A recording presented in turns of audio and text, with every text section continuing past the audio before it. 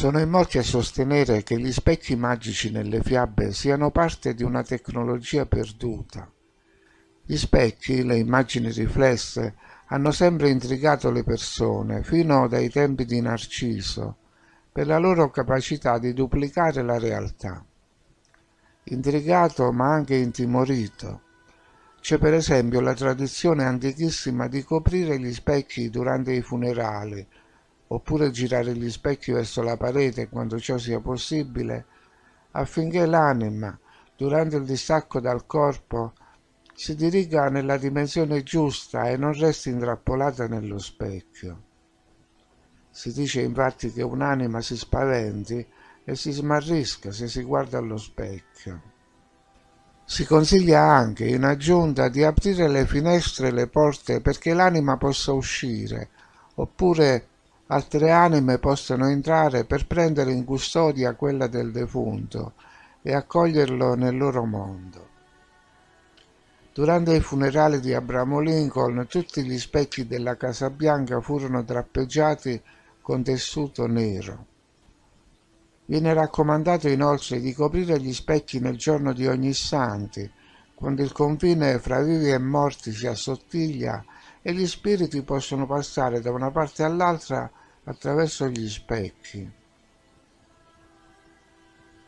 Alcune tradizioni sudamericane consigliano persino di non dormire nella casa dove c'è un morto perché nei sogni le anime si potrebbero incontrare.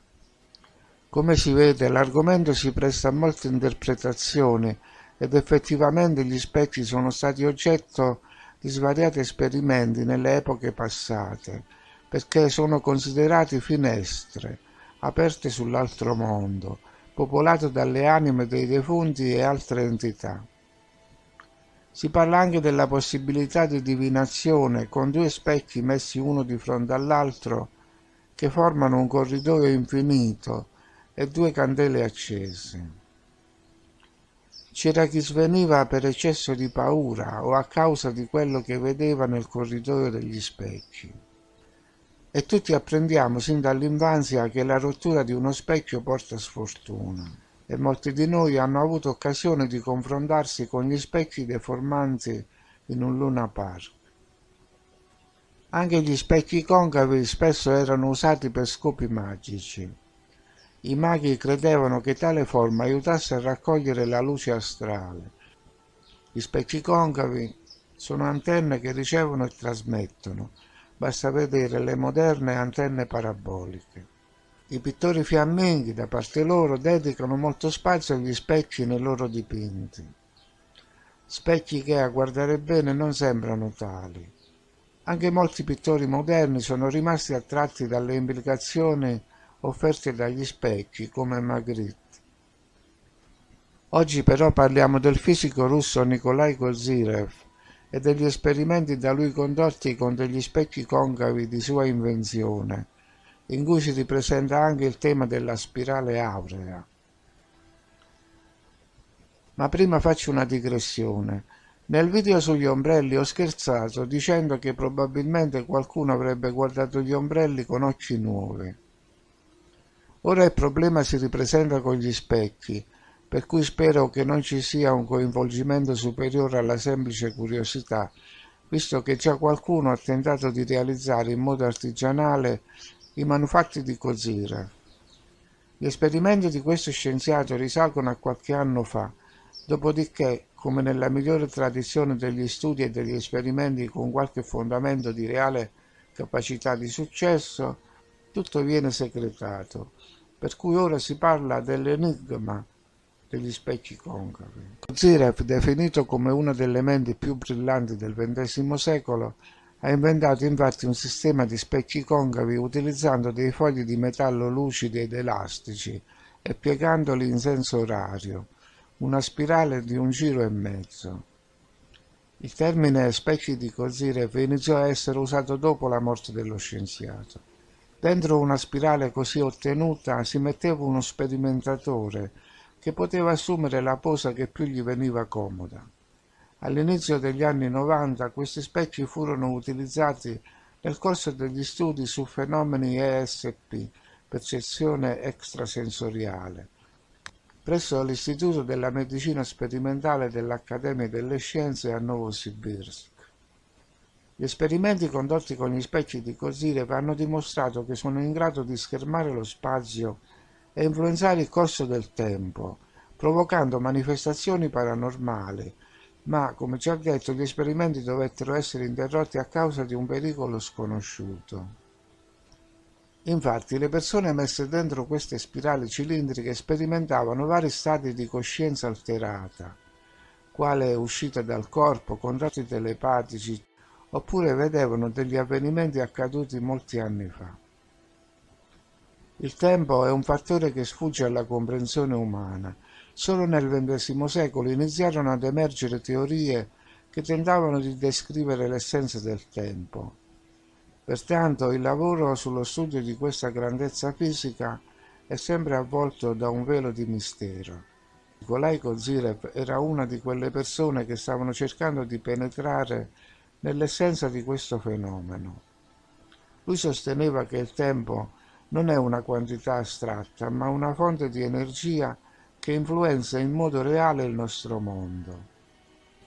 Sulla base di questi specchi, gli scienziati russi Kazanachev e Trofimov hanno sviluppato una serie di dispositivi per la medicina, nonché per testare alcune ipotesi scientifiche.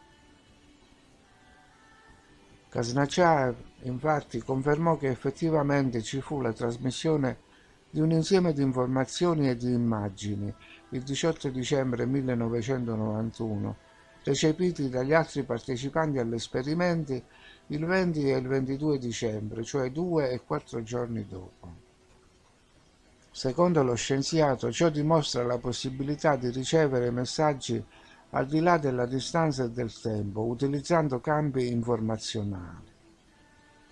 Le donne risultarono più ricettive alle energie sottili, come pure le persone più preparate, anche spiritualmente, le quali ottenevano maggiori risultati. Gli specchi concavi da lui creati per studiare i processi temporali suscitarono un'accesa discussione e gli effetti ottenuti schermando lo spazio con l'ausilio di questi specchi non sono ancora stati spiegati. Alcuni vedevano negli specchi i fenomeni simili ai fulmini globulari e alle aurore boreali. Racconta il professor Trofimov. La tentazione di entrare nell'impianto era fortissima, ma appena ti avvicinavi eri sopraffatto da una paura quasi inumana. Alle 2 di notte del 25 dicembre uno di noi si è avvicinato agli specchi. Abbiamo sentito un forte odore di ozono. Poi abbiamo visto una luce e alla fine lo spazio si riempì di un flusso ininterrotto di simboli. Venivano giù luminosi simili alle insegne al neon. Dapprima avevamo pensato che fosse un messaggio per tutti noi e solo dopo era diventato chiaro che tutti i simboli si riferivano alla civiltà dell'antico Sumer. Era un pezzo di storia aggiunto alla nostra epoca. Nel 1997 gli specchi di Kozyrev effettuarono una trasmissione dei simboli sumeri agli sperimentatori radunati a Stonehenge in Inghilterra. Con la massima sorpresa in Inghilterra furono ricevuti non solo tutti i simboli trasmessi, ma anche altri 70 simboli, sempre sumeri, ma che non erano stati trasmessi dagli specchi. Tuttavia, benché gli esperimenti fossero sospesi, uno scienziato della città di Mias, nei Monti Urali, Viktor Bulaev, continua gli esperimenti con gli specchi di Kozyrev ancora oggi. Ha costruito un sistema di specchi e di piastrine di rame di forma esagonale, simile all'uovo di Nostradamus. Dentro l'impianto ci mette una semplice sedia di plastica da giardino. Il tempo fluisce diversamente dentro questa botte di specchi e sembra di ricevere risposte alle intime domande, quantunque gli esperimenti abbiano mostrato la presenza di un pericolo imprecisato. Gli specchi concavi, configurati in modo speciale, possono non solo influenzare il passare del tempo, ma anche aprire la porta a un mondo parallelo chiaramente non amichevole. Il sentimento di paura sorto nelle persone durante l'esperimento può indicare la presenza di alcune entità intelligenti che influenzano la mente umana. Di recente l'inventore degli Urali ha costruito un nuovo impianto che ha chiamato BCAP, capsula bioenergetica.